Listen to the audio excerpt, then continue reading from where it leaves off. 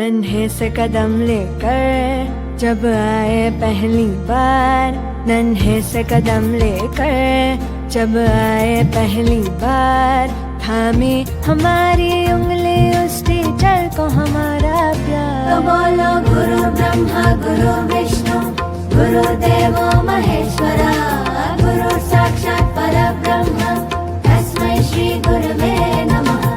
खुदा ने दी जिंदगी, माँ बाप ने दिया प्यार, लेकिन जिंदगी की राह पर जिन्होंने चलना सिखाया, उसके लिए मैं हूँ अपने गुरु का शुक्रगुजार। दुनिया के हर गम से अनजान बना दिया, तभी तो गुमनामी के अंधेरों में भी मैंने खुद का पहचान बना लिया। जल जाते हैं वो दिए की तरह, कई जीवन रोशन कर जाते हैं। कुछ इसी तरह से हर गुरु अपना फर्ज निभा जाते हैं। सभी को नमस्कार। नीरू जी, आवाज आ रही है मेरी? श्री एम के सेठ ji, doctor Sanyam Bhardwaj ji, Shri Jagdish Vid ji, doctor Neeru Joshi, doctor Jyotsna Singh जिनको मैं देख पा रही हूँ, श्री एस बी सिंह जी। सबसे पहले धन्यवाद, मुझे आप लोगों के बीच यहाँ आप लोगों ने आने का मौका दिया और आप सब लोगों की बातें सुनने का मुझे मौका दिया।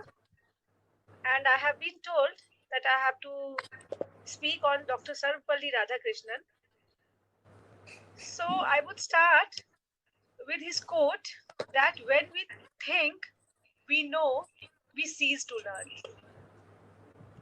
Learning is a continuous process from home to tomb, and a teacher affects eternity, and one can never say when the influence stops.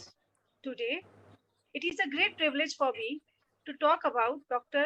Sarvapalli Radhakrishnan, the second President of India, a great philosopher and a great teacher, a professor of philosophy at University of Mysore, Madras Presidency College, and many more. When Dr. Sarvapalli Radhakrishnan became the President of India, some of his students and some of his friends requested him to allow them to celebrate his birthday on 5th of September. He replied, "Instead of celebrating my birthday, it would be my proud privilege if September 5th is observed as Teachers' Day." Some of his quotes on education is, "The end product of education should be a free, creative man who can battle against historical circumstances and adversities of nature. The true teachers are those who help us think for ourselves." And the best one and the best quote, as per me, which every teacher, every preacher, or for that matter, everyone in the society must understand. This particular thought given by Dr. Sarvapalli Radhakrishnan is the heritage of Indian culture that comes to us when we adopt to what he said. And the quote is, please give attention, it is a very beautiful quote. The quote is, "The worst sinner has a future." सबसे व्यक्ति का भी भविष्य हो सकता है. Even as the greatest saint had a past. ठीक उसी तरह जिस तरह एक बहुत बड़े संत का कोई पास्ट भी हो सकता है. बहुत बड़े संत से मतलब आप धर्म में मत जाइएगा, मतलब एक ऐसा व्यक्ति जो आज की तारीख में बहुत अच्छे विचारों का है, उसका भी एक पास्ट हो सकता है.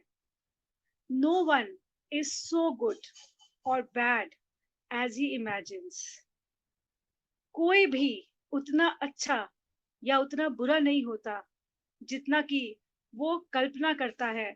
और अक्सर ये पाया गया है कि काल्पनिक भय वास्तविक भय से बहुत बड़ा होता है.